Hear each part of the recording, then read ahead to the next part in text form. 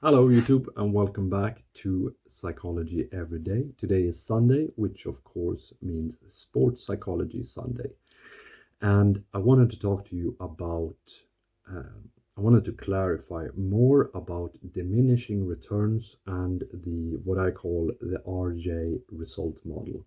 And I feel like I didn't do a good enough job last time, so we're gonna go over it and we're gonna do it just right because I feel like this is such an important thing to understand.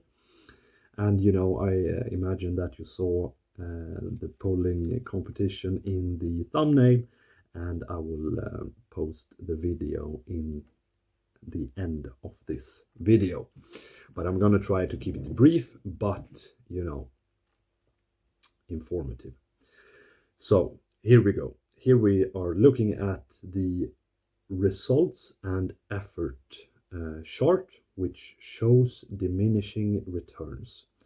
So if you look at the x-axis, which is effort, with very little effort, you start to see some medium results. So if you know, I'm going to actually draw it while I'm here. I'm going to draw the middle. You will see the middle from the beginning.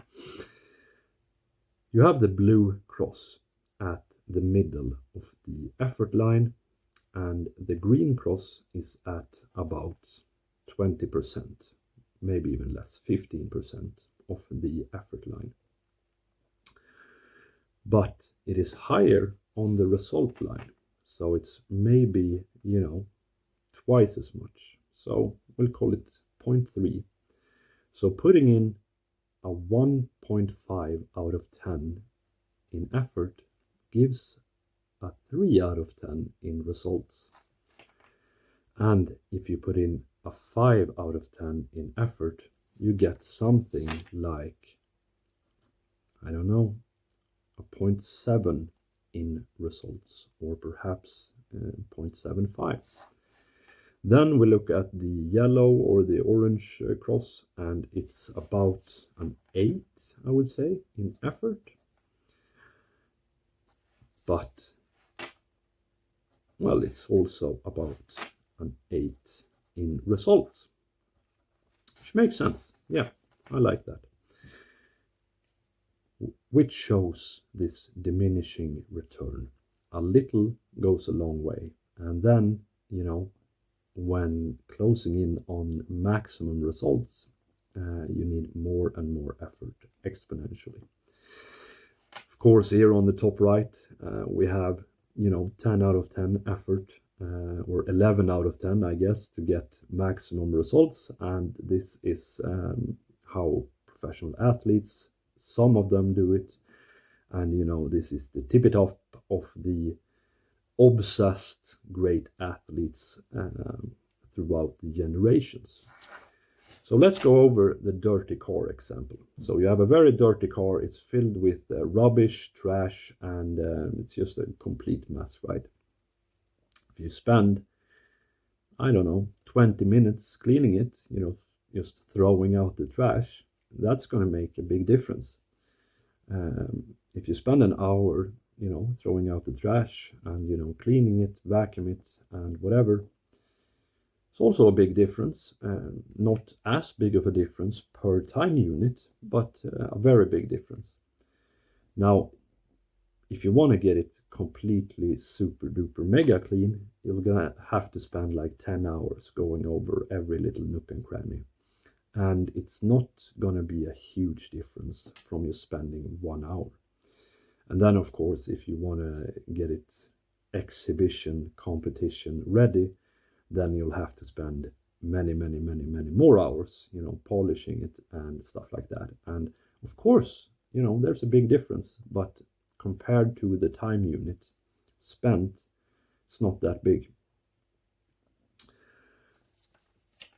So let's, look at this from a workout perspective.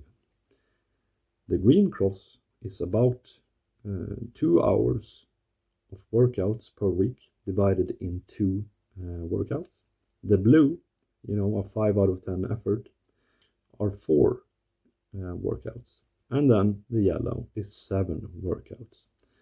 So, if you want to get maximum results, and that's the difference, right? Some people just want to get enough, and some people want the max. And that is when the diminishing return is an important aspect and model to think about.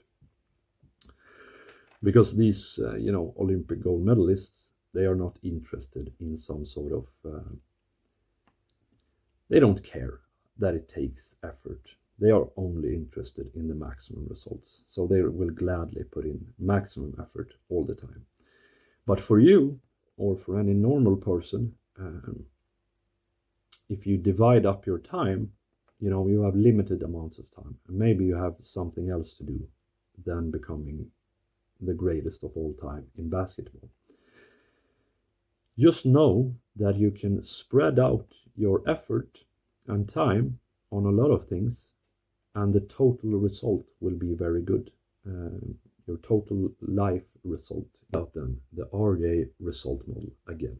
So I'm going to fill it out right here. We have results, workout.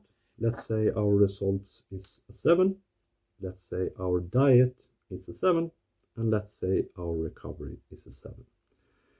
We then multiply 0.7 with 0.7 with 0.7.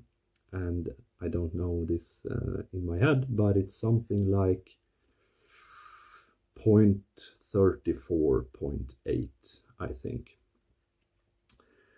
And that is pretty good results.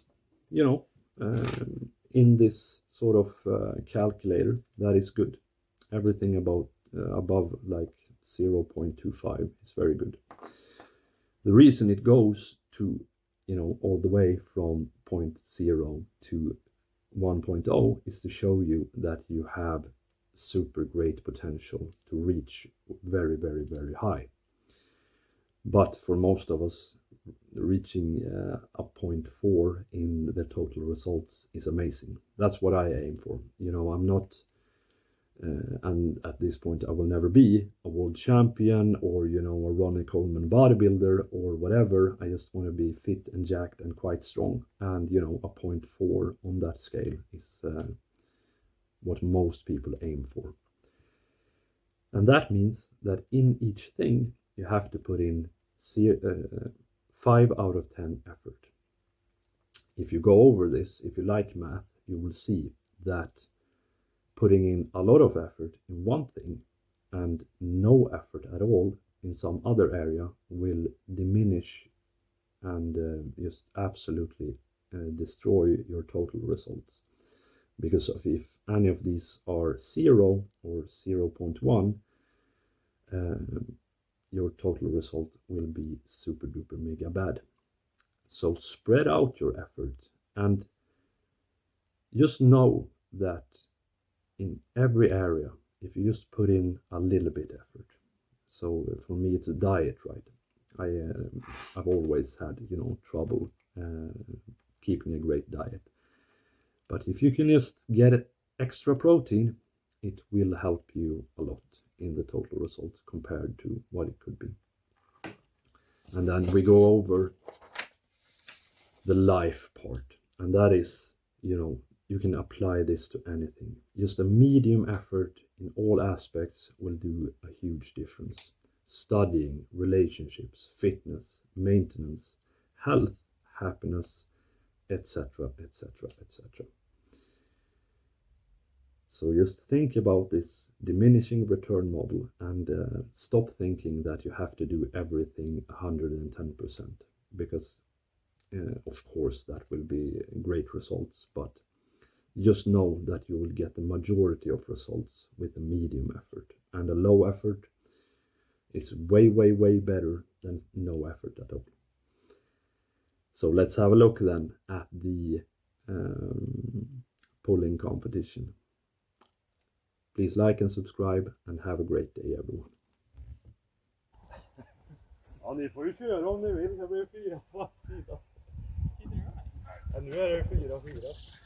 Jag fattar inte. Ja, ja. Ja.